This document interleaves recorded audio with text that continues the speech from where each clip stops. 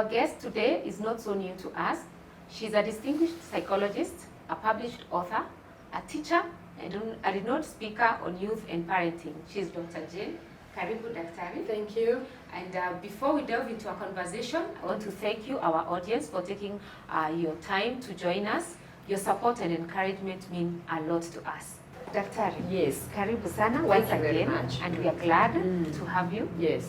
Our conversation today is about our inner child. Yeah.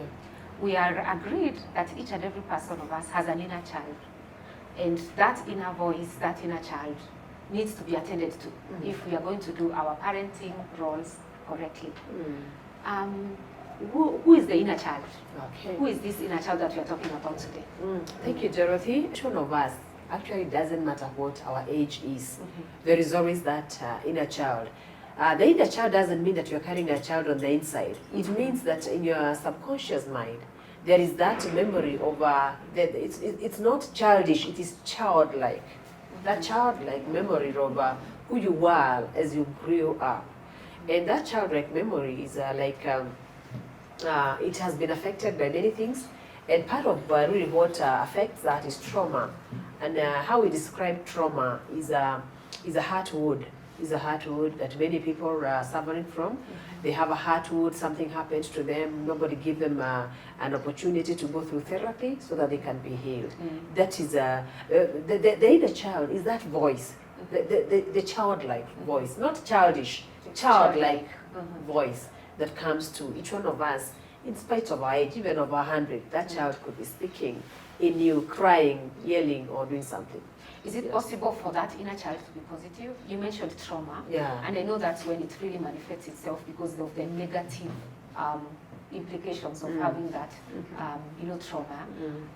Is it possible for it to be, that voice to be positive? Oh, yeah. That makes you do good things or react in good ways? Is it possible that it's balanced, or it's just the negative one? Yes, the childlike voice and that childlike presence can either be positive or negative.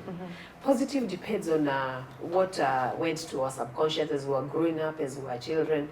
That will produce positive reactions. But trauma is what produces negative.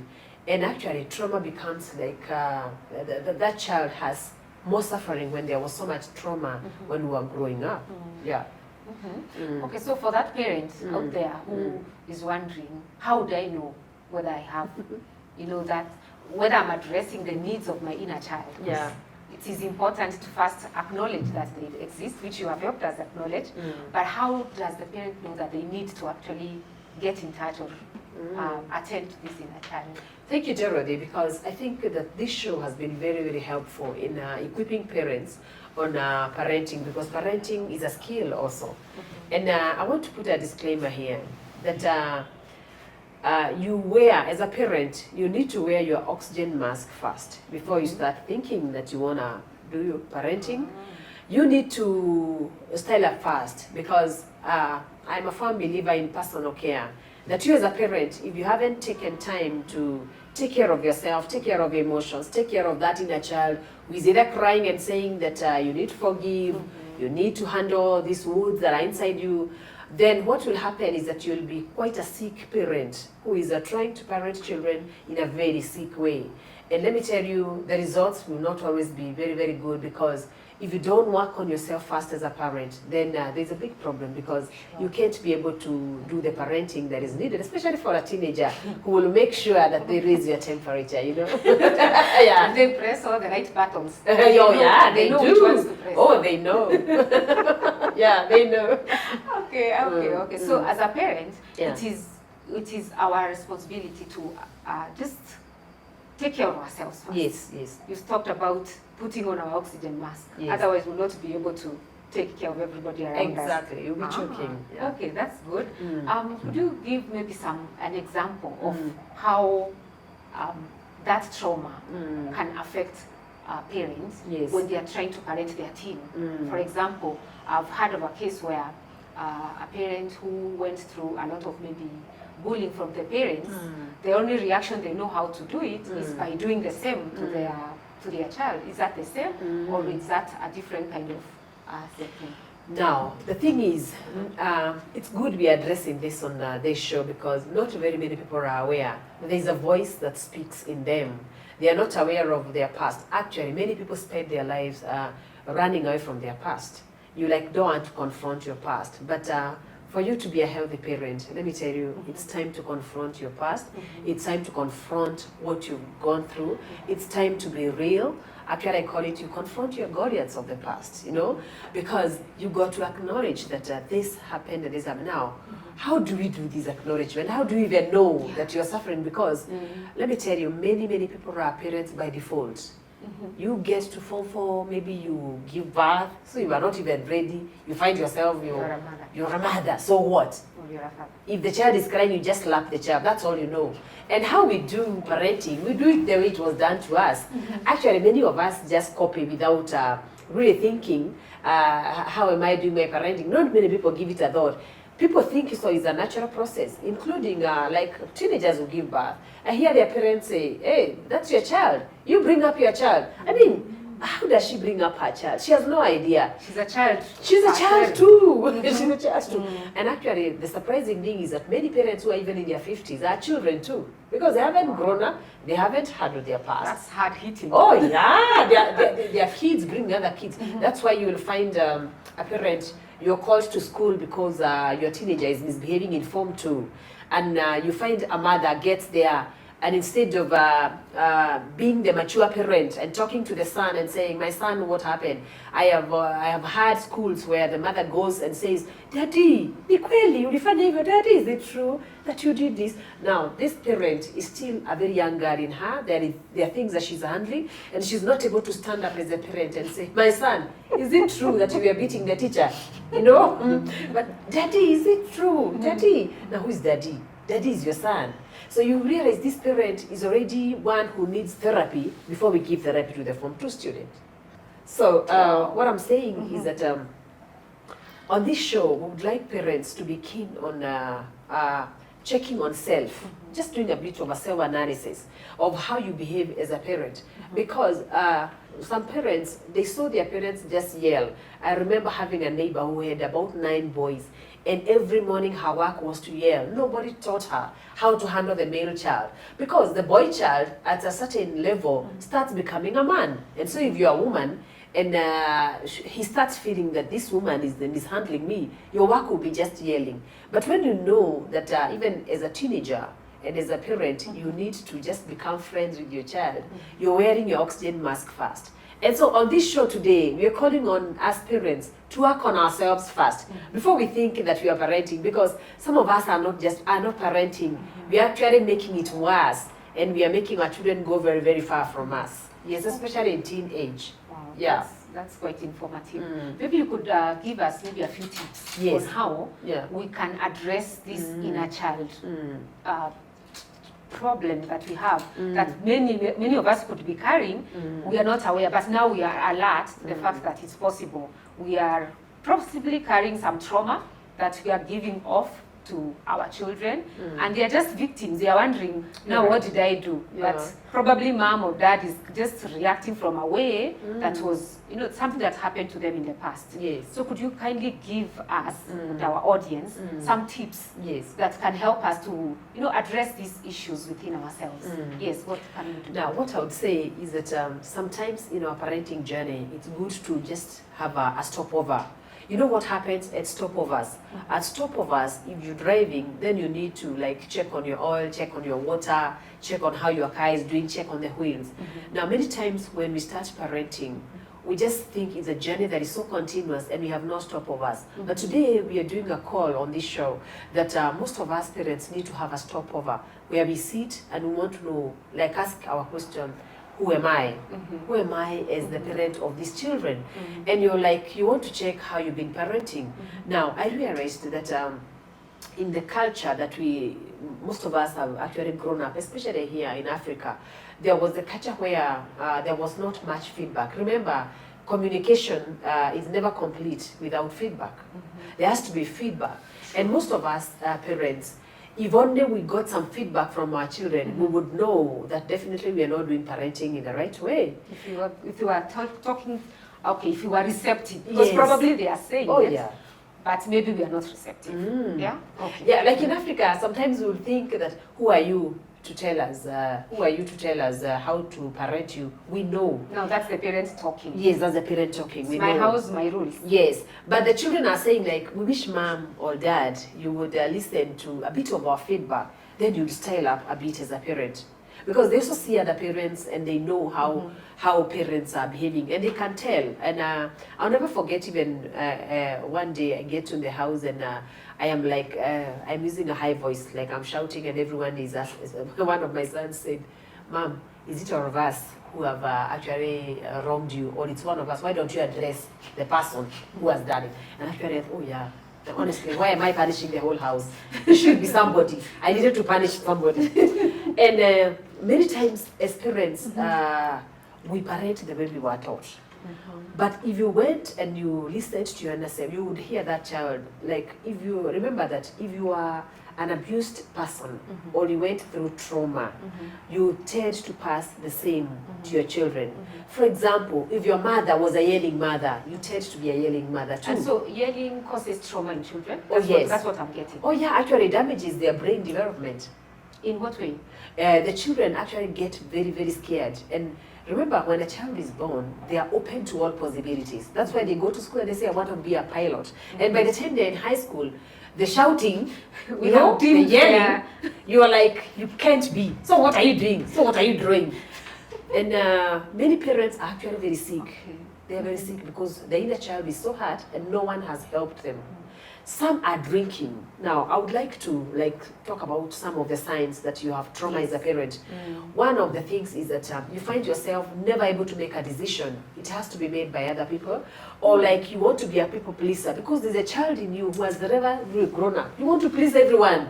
You find yourself in a position that you want to please people to be accepted. There is a hurting child in you. And that child is looking for acceptance from all these people. Oh yeah, because once the child is hurt and goes through trauma, there's rejection. Yeah.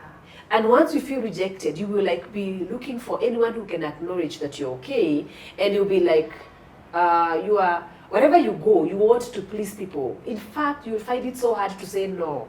If you think you're finding it hard to say no, then you're one person who has an inner child that is very hurting. And you will pass the same to your children. You will pass the same to your children.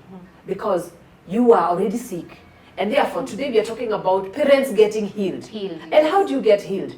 You need to check at your behavior. Sometimes you can't even sleep because your inner child is really hurting. You have no inner peace. And it's not until you work at yourself, then you can be able to stand up. I remember doing one counseling in one house, whereby the children were telling their mother that, Mom, we observed that you need to go to see a doctor, and Dad could be more sick than you. And so I wondered, who is parenting in this house?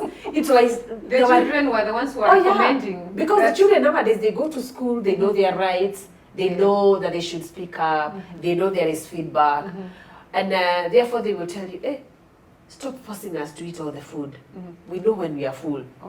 So the issue of parents... And we have been trained to finish your food. Oh yeah, finish your food. So why should I finish my food?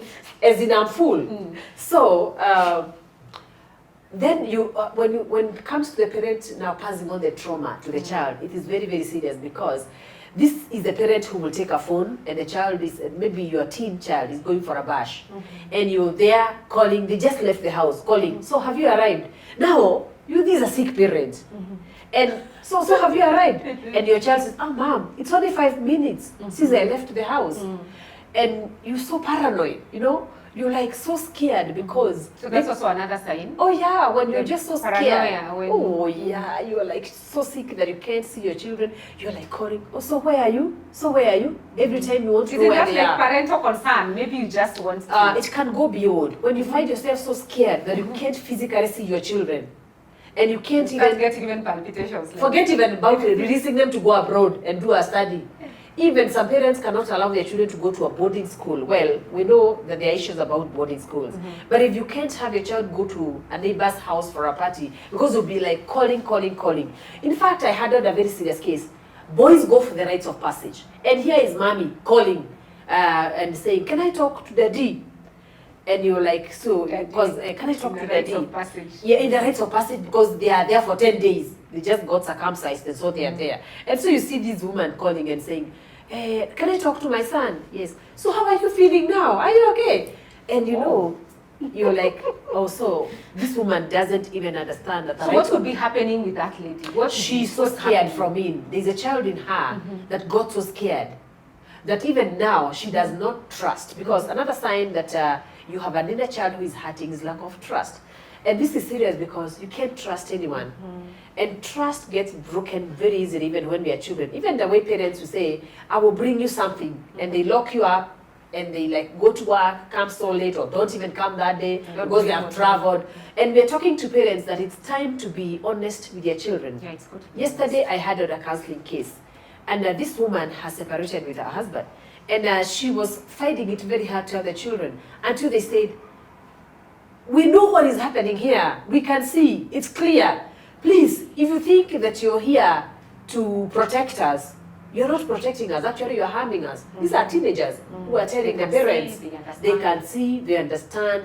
And it's like at some point they were asking the parents, whom are you fooling? Us, we know and we can see what is happening between the two of you. So I am saying to parents that if something is happening to you, and you even have an issue with your husband, or your husband has an issue with you, don't try to think that your children are fools. In fact, some children who are in top national schools in this country were asking their parents, how do you think that we got A's, and you people, you don't want to be honest with us? Just be honest with us. So I'm saying to parents, let's be honest. Don't try to think, even politicians, your children, they read on media, they have phones. They see how people have actually traumatized you in the morning. So don't try to behave like you're not traumatized. They will ask you, Dad, so what do you think about what they're saying about you? Tell them, I'm feeling very hard. Because men were taught, mwanaume ni kujikaza, afadhali kukufa kiume. And the translation of this is that if you're a man, you better die trying to be hard, you know? And you're like, you cannot cry, you cannot be vulnerable. But I'm saying to even the men, when that moment comes and the inner child feels like crying, because you never were given a chance to cry. Maybe you were brought up in your uncle's home and you could not cry. And there are many, many moments you felt like you wanted to cry. Take a moment of maybe getting to a therapist where you can cry. If you're a woman and you've gone through very hard moments, face your reality that times have been hard and tough. Go somewhere and cry. If you're a teenager, don't try to be so strong to a teacher. You're suffering from ulcers, go talk to somebody and let them know that you've gone through trauma and there is an inner child who actually needs healing. Because until you do that, we shall just keep on passing this cancer, passing these diseases to people, and passing the trauma, because hurting people hurt others. And when you see a father who is just beating the children, beating the wife, he has an issue. And let me tell you, culture sometimes can be, there are some serious and retrogressive, what we call retrogressive cultural practices, where we say a man should not cry. Actually, a man should cry. If you feel like you want to cry, but don't cry everywhere. If you're a politician and you want to cry, oh yeah, your kids won't be crying and you're crying. You can close the bedroom and cry when your wife is there. And then relieve the tension. Yeah, in fact I handled several people who said that they were not able to go through certain punishment in high school when they were teenagers. And so when they were grown up, they felt like they wanted a spanking. Until I went to... A man or a lady? Men and ladies. Do you know they wanted to be beaten? They wanted to be spanked. Do you know I went to do a study on how do you get spanked at 80 years? But somebody says, until this spanking happens, I'm still feeling so guilty of what I did. And it's the reason. I think I need to get this right. Please get it right. Somebody was not spanked. Yeah. Escaped a punishment. Escaped a punishment. They knew they deserved a punishment at some point. Yeah. So they want to be punished. And in one case that I handled, somebody was spanked at past 50 years. Just to invited a teacher to spank them. That's a really serious. And the feedback that I got from my counselee is that he got healed when he was spanked, because he felt he had misbehaved. and he had not gotten a chance to be spanked and to be punished. And so he invited somebody to spank them. So those are all issues that are emanating from the past. So the child kept on saying, why did you run away from that teacher who needed to punish you? I think Why did you? Why did you? Why did you? And until you face the inner, this guy had to face the inner reality that I am hurting, there's a child screaming in me that I needed not to escape that punishment.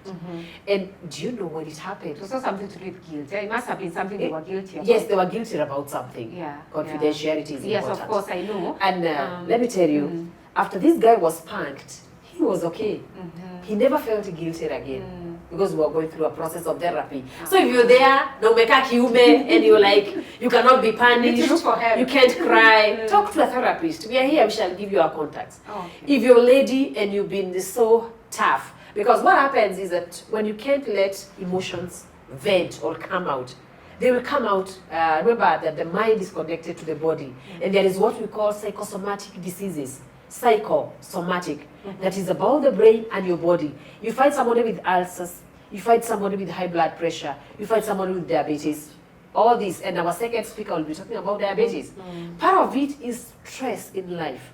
And if you start managing this stress, you start managing the inner child who feels that something should be done, that they were never had, they were never given a chance to speak up, then you start having your healing. It's never too late. It doesn't matter what your age as a parent is.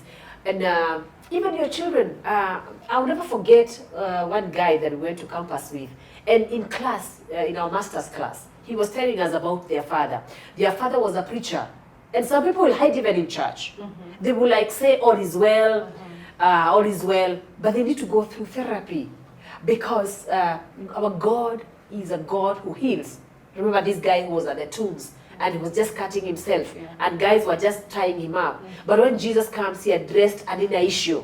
He addressed a higher issue that was actually oppressing this person. And many people are in that situation. They are in tombs. In fact, during the floods, I would look at the floods and see many of the counseling cases that I handle, people have emotions that are running like the floods, you know. They want to kill somebody. They want to do something bad. You know, they want to be crazy about something, you know. And this man would tell us that his father would come home at around 10 or 11 in the night. If you're dozing, he would beat up everyone and people will wake up. And he was a preacher. So he would say, we are singing, you know, Nyimbo za Kiroho, you know that song, so the songbook. Everybody has to order a songbook. And you're like, now we are singing 10 songs. And you end up dozing. And if you doze, he will slap you. You wake up. Was he an parenting style. He wasn't an alcoholic, he was a preacher. That's a pastor who was doing that. So, if you're like dozing on the 8th song, you will be given a slap that will wake you up for 2 days. Okay? So, do you know what happened? When this man died, because he actually got sick and died very early in life. This man was telling us in class that when his father died, where he kept his guitar, nobody touched that guitar for like 5 years, you know? And the reason? Because the guitar represented the man, and they had such trauma. When you see the guitar, you see your father who was slapping you. Parents, are we there? How much are we slapping our children? How much are we like so violent? And if you feel like you want to beat somebody, most of the men who beat their wives, like somebody will be, you know, somebody will hurt you out there, or you will hurt when you're a child. But now, because we normally know that the wife is the weaker person, you vent through the wife. Many of men who are beating their wives is because they were hurt as young boys, and it was never addressed. So when they get into marriage, they realize that there's somebody they can vent through. So they are like venting through the children, through the wife, they are drinking, they are drunkards. So it's a call to inner healing. Yeah. And it's possible for you to be healed, to be a better parent, and not to hurt your children, because they'll pass it on to their children. Actually, your son will beat his wife, though you're beating the mother. From what you're saying, it calls for a lot of self-awareness. Oh, yeah. Self-awareness on the part of the parents, so that they can be able to know their decisions and their actions, how they are impacting those around them. Right. But they first have to understand themselves. Yes. Wow, thank you very much. Now, talking about understanding themselves, many people are very busy in this life, doing so many other things, that they don't think about something called self-care. Can we talk about self-care for 2 minutes? Sure. What is self-care? Self-care is wearing your oxygen mask first. When you get into an aeroplane, they say, in case there's an accident, stop trying to save everyone else and you don't have your oxygen mask first. You wear your oxygen mask first. And many parents need to be told, sit, relax, breathe in, breathe out. You know? We are always on a hurry. Stop opening that shop. We are saving the world. Oh no, save yourself first. You know? Sit down and you need to ask, no, so how have I been behaving? Do an audit of your own life. Call yourself for that. Many people want to go to AGMs in the cooperatives and wherever, but call yourself for a personal AGM. Audit your own life, you know? Check how you've been behaving as a parent. How much have you been yelling this year? How much have you been beating up your children? How much have you been cussing everyone, shouting? Because the moment you get into a house as a mother or father and you're shouting, it means you're very far from the people you're talking to. That is why you can only afford to shout. So shout is a good sign. So emotionally, it shows that emotionally you're very distant from the people. Yes, and you're very emotionally damaged because you can't even control your feelings. And after you shout, sometimes you don't eat, you go and sleep. Come on, relax. Stop behaving like a mad person in your own house. Let there be peace. But how does it come? Sit down and do a self-analysis. Check what is it that angers you so much. What are those thoughts that come up when you relax and you maybe even go near a river and sit for therapy? You know? Or even go and swim. There are swimming pools around. Yes, there's water. By the way, talking to the older generation, how do you relax? You know? How do you rest? Do you take time to rest? Resting, by the way, is not sitting idle. Resting is making your mind relax. Whatever activity that you do that can relax your mind, you know? Because some of us have no life. They have no life. They are not even aware that they are mad. They're just walking mad. Mine said, talked about having a triangle. Yes. Job, home, church, crazy, and maybe something else. So that person, in terms of being balanced, it's very difficult to be balanced because you are only on that triangle. So your mind is also not very opened up. Yes. Right? So that you're talking about going out and even reconnecting with what made you happy. You remind me. Yeah. Please do a holiday. It's not too expensive. SGR to Mombasa is not too expensive. People think that doing a holiday is very expensive. It can be done easily. You can organize for a holiday, take leave. I have seen companies that force people to go on leave. You don't love that job that much because soon you will die and you'll be replaced. You'll be surprised. Before you're buried, they've advertised your post. Come on, go on leave. Take time to rest. If you're working too hard, you will, before you're buried, they will have replaced you, you know? But your family... yes, and for those of you who come from the tribes that love doing the real estate, you're buying every other land, Plots in Kismayu. Get me too. Plots did you where? You know? You're just busy buying land. But you can't even... I heard of a man who fell and he died. And part of the diagnosis from the doctor is that he died of hunger, you know? And this guy has a big bank account. I know of people that can't even do a good meal. They can't buy vegetables, buy a bit of the red cabbage. They can't. Because it has to be sukuma wiki. Why? Because they are taking care of money. Come on, guys, worshipping money. In this life, you need to live well. So self-care. Oh, do some self-care. Treat your children. You know, how come that your child can only do some pizza? I know the dietitian will be talking about why you don't have to do pizza every day, the junk, But your child can only eat some good food at a neighbor's house. Come on. Bring enough meat one day for kids to eat and they say, oh, we are full. Why is it that they have to go looking at butcheries because you've never really gone and you have money, you know? Come on, can you rest? Sometimes the very busy people are the poorest because they have no strategy. Sit down, strategize, and see what you need to do. The very busy people, sometimes they are very poor. Very busy and working. I like the now generation that says we are not just working hard, we are working smart. Can you work smart? Even in parenting. I mean, like, I have seen ladies who have, let's say, like, I know many people use gas to cook. And you find somebody has the number for the gas man. And therefore, you, like, maybe you're working and your children are calling, hey, mommy, gas imeisha. The gas is over. And you're like, you're the one. You are the station. You are the station for everything. Come on, delegate responsibility. Stop dying for So you're not so always busy. Yeah. Even your children, they know that you're the one who knows the best program on TV. Give them the freedom. By the way, until you let them budget for dinner. Give them money, tell them to budget, make sure that the dinner is balanced. Let them Google and see what is a balanced diet. You'll be a more balanced parent. But if you're so paranoid, you're like, suppose they don't give us a balanced diet, suppose they don't sleep well. You are like calling your son who is 30 years. So, did you sleep well? So, did you? In fact, when they get married, it's like you're calling the wife. So, did my son have a balanced diet in the morning? You're like, you want your parents. Oh yeah, someone is calling and someone is newly married. Eh? Oh, your son is newly married. So, did you sleep well? So, what do you want to know about sleeping well? He's newly married. So for those sick parents, for those who may have identified like any of those that could apply to them, what would be your advice? I think my advice is steps and what can they do? I know you've talked about first self-awareness is important, self-care is important, but that thing that calls them to go out and do these things, it's almost automatic. Yes, but I know consistency and small changes are important. But what would you advise them? And therefore, what we are saying is that once you've had a self-analysis, you need to take what we call action points. You need to be able to see a therapist if you realize you have a problem in counseling, in parenting, and your children keep on telling you, hey, we don't think we are comfortable in this house, something is happening, or you can't even cope with your own self, or you feel like you're running away from yourself, or you feel like you need a caning, or you need something. You need to talk to a therapist so that you have your inner child healed.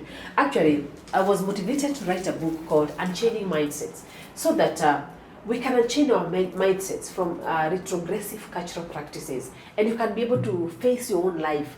You do know, because you need to be a mentor, a parent to your own children. If you read this book, it's called Unchaining Your Mindset, whereby you can be able to have an open mind as a parent, such that you're even willing to listen to feedback from your children without having to slap them anyway. I also did a book on time management for profit, because most of us are not really working smart, such that you're so tired but achieving so little. Look at this chair. You can even use it for your own children, like there's a daily planner. Plan your life. Don't just live anyhow. Plan your life. Do proper time management.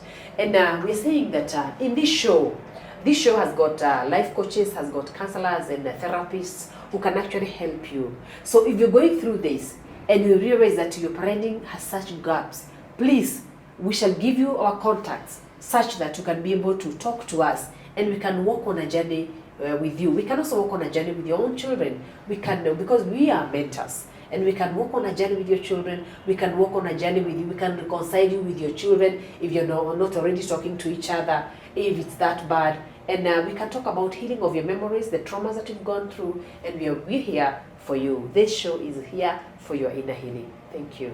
Wow, thank you so much, Daktari. Yeah. It's always been a good time having, and time is never enough when we are talking with you. We're coming to the end of our show. Thank you so much. We have learned how trauma from our past as parents can actually impact how we react to our children and how we relate to those around us. And with us has been Dr. Jane. Thank you so much also for those insights. And I'm sure we've learned a lot today. Parents, today it's not like we are being hard on you. We're just trying our best. We are saying on this show, we are learning, we are growing to build stronger and better family relationships. So thank you so much. Keep it locked in. Follow us on our social media platforms, as mentioned by Dr. Jane. Ensure that you interact with us. We are giving you our WhatsApp numbers. If it's a teenager or a parent or a guardian and you need support in any form of support, you just want maybe to talk to a counselor, we can link you up so that we ensure our families are strong in the Lord. Thank you so much and see you next time.